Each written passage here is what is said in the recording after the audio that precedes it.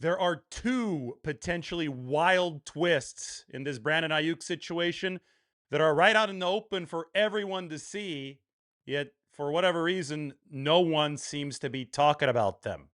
To begin, the 49ers might be able to hold on to Brandon Aiyuk past September 1st at no penalty.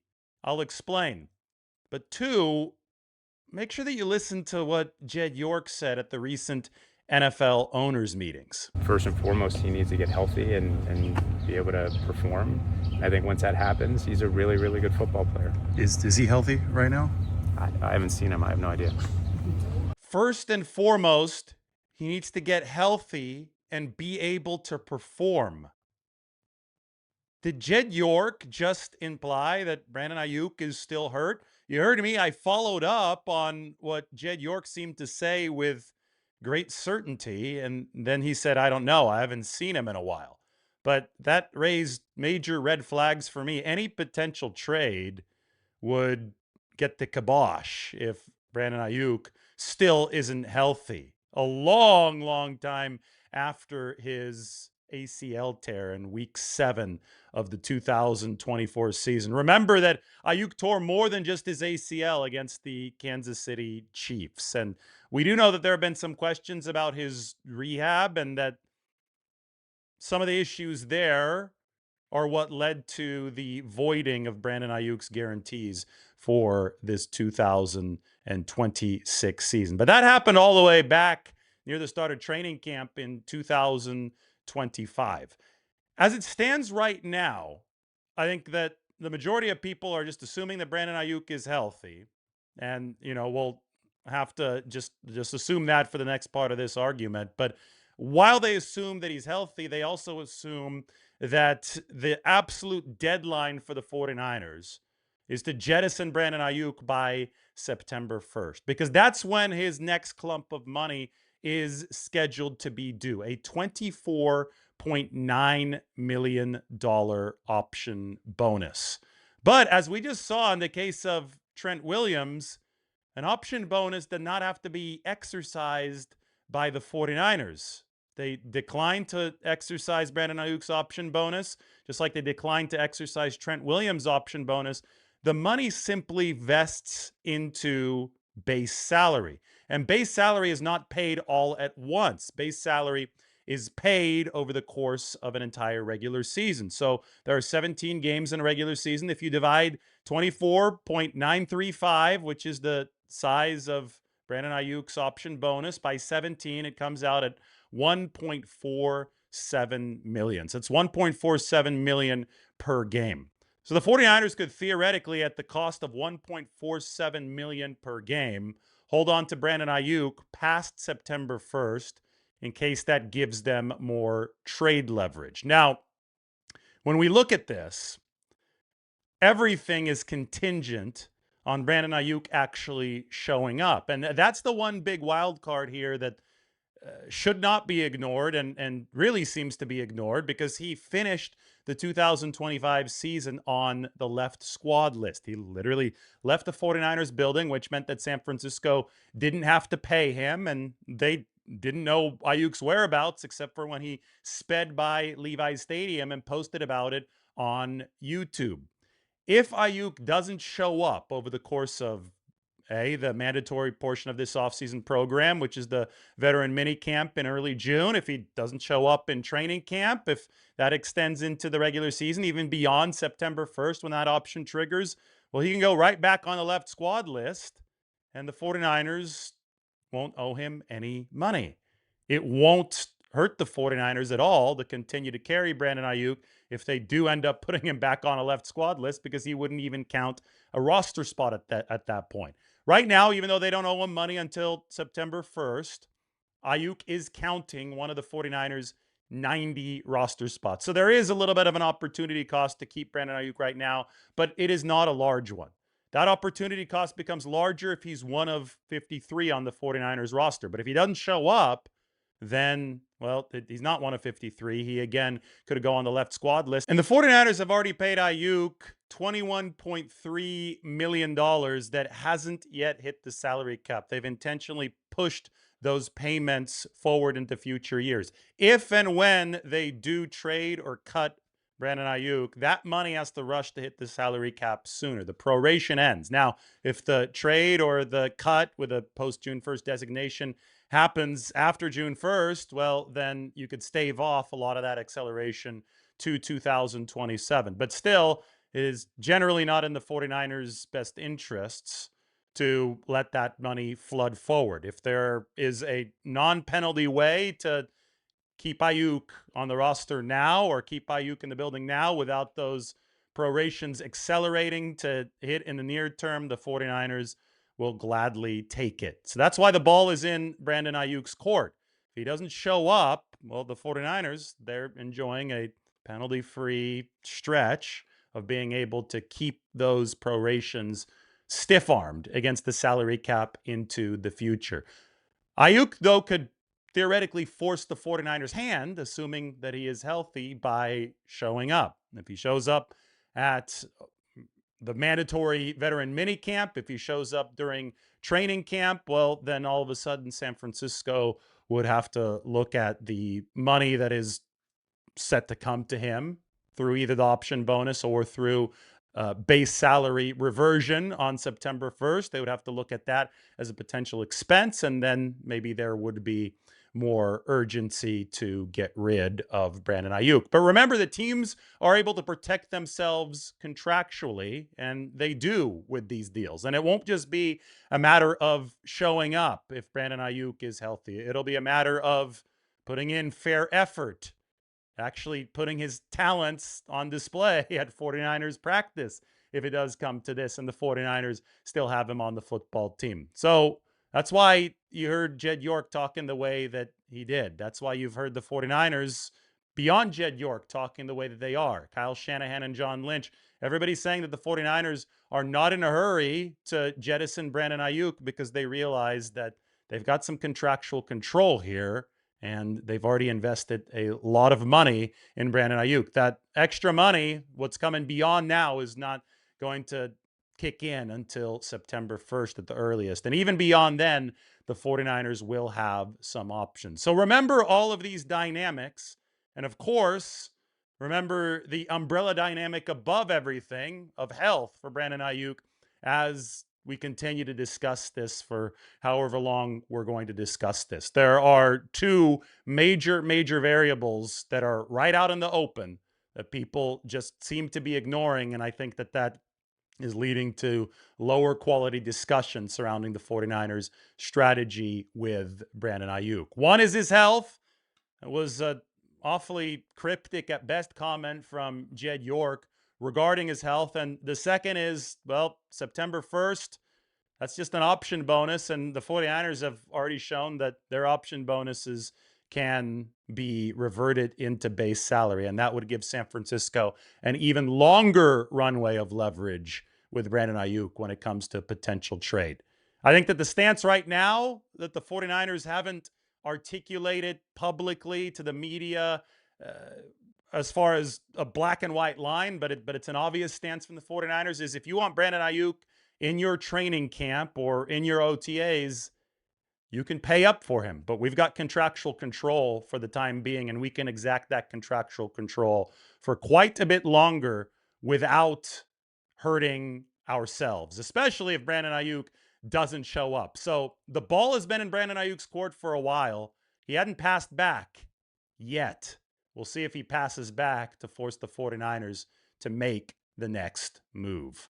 All right, now let's get to the meat of this discussion, talking about the 49ers defensive line. And, well, reminded me of the best meal that we've ever had.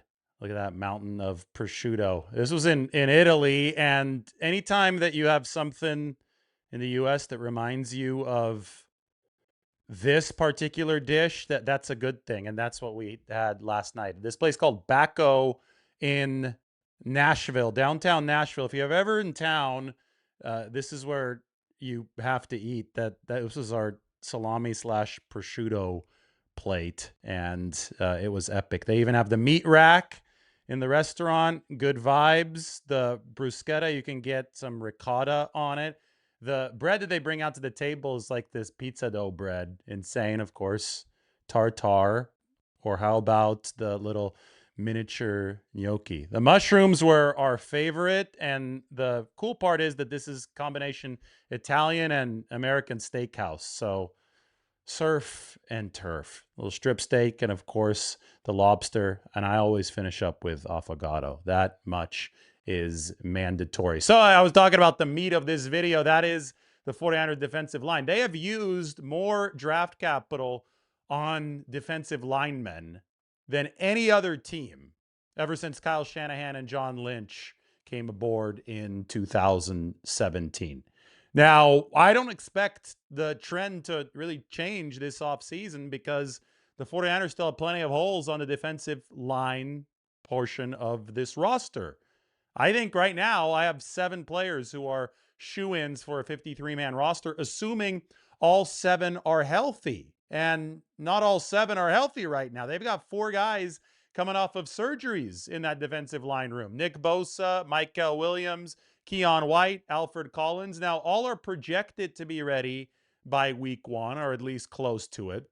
But stuff can always go awry. And, you also can't, I think, forecast with 100% certainty how all of these players are going to perform coming off of their injuries last year that all required surgery. So the 49ers have to add to the defensive line. And the NFL draft is the next probable avenue through which they'll do so. Right now, they're sitting at a juncture where Joey Bosa's asking price is too much for them. The draft is notoriously unpredictable. It's a crapshoot. People always seem to think it's like Madden and say that the 49ers have needs to fill 2 spots along the defensive line. They'll say, okay, well, they should just draft 2 defensive linemen and call it a day. Well, the truth is that San Francisco currently has 6 picks. You don't know which way the draft is going to go because they don't select until number 27. And there is a non-zero chance they exit the draft without having picked up a defensive lineman whom could be projected to make the 53-man roster, and they'll still have holes in their rotation. If that ends up being the case, leaving the draft later this month, the 49ers might turn their eyes back to free agency with a different price point in mind. Right now, they don't see eye to eye with Joey Bosa, but after the draft, when signings don't count against the compensatory formula, well, maybe the 49ers will see eye to eye with somebody like Joey Bosa. It seems that Kyle Van Noy wants to play for the 49ers, the veteran 35-year-old outside linebacker / defensive end. If San Francisco does, in fact, widen its profile when they're looking for defensive ends to somebody who can also drop back into coverage, Kyle Van Noy has played in such systems. And we know that Raheem Morris may want to employ some more 5-man fronts for the 49ers, who only ran with 5-man fronts about 8% of the time in 2025 under Robert Saleh. The point is that the next few weeks are going to see the 49ers zero in on rookie talent acquisition for the D-line. But if they do not fill that room up adequately enough, well, then they're going to have to go back to the veteran market, and you could never rule anything out, especially given the state of the 49ers position where they still need a few more bodies to be ready for this 2026 season. Up on the San Francisco Standard, I wrote the full piece on the exact state of that 49ers defensive line, and I think that it cannot be overstated that they started the 2025 season as one of the best fronts in football. And that was remarkable given the fact that they had renovated the defensive line and a lot of the defense over the course of the 2025 offseason. They had let so many veterans go, right? Malik Collins, Javon Hargrave, Leonard Floyd, all those guys out following 2024. New players in, Michael Williams, Alfred Collins, CJ West, the rookies that the 49ers drafted in the 2025 event. They built everything around their foundational pillar, Nick Bosa, and when he was available to begin the season, the 49ers closed out 2 straight games against the eventual world champion Seattle Seahawks and then against the New Orleans Saints, both on the road. They closed those games out with their pass rush.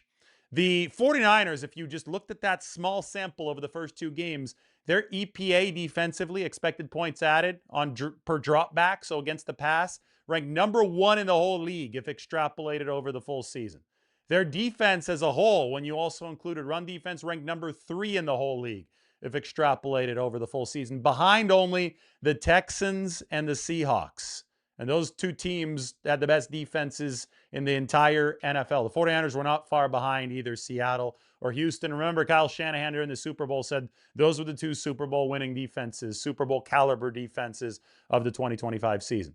There is full reason to believe that the 49ers defense, had it not suffered its catastrophic mass injury event in 2025, would have been one of the best units in the league based on what we saw to open the season. Would they have kept pace with Seattle and Houston? Maybe not, but they certainly would have been better than number 25, which is where they finished up after not only the Bosa injury, but the Michael Williams injury, which impacted the run defense. They were number 6 on run defense EPA with Michael Williams, number 26 without him. I mean, I delve into all of this. I delve into all of the promising stats and promising. I mean, it's not, I tried to find numbers that support what the tape says. And the tape showed that Michael Williams was gobbling up double teams.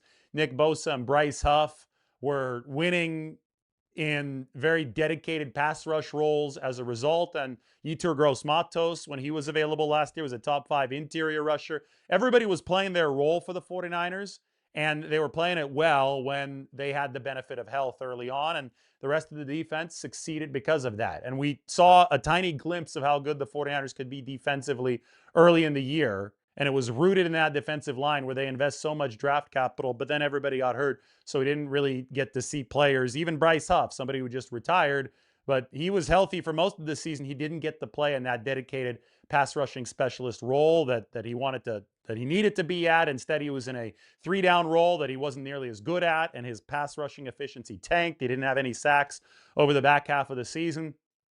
49ers need to replace Huff, quite obviously, but they also need to get these guys who do return in 2026 to be playing their natural positions.